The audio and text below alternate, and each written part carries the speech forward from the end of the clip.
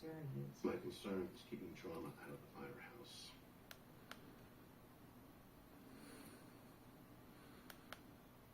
With this kid. That's a personal matter, and I'd rather not discuss it. The fact that you're becoming distraught right now speaks directly to my concern. In my opinion, you are not fit for duty at this time, and I'd advise you take additional leave. I'm not distraught. I'm angry.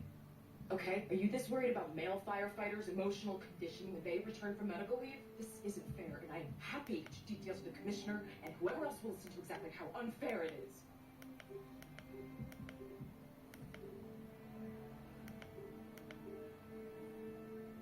I said additional leave was advised. It's not in order.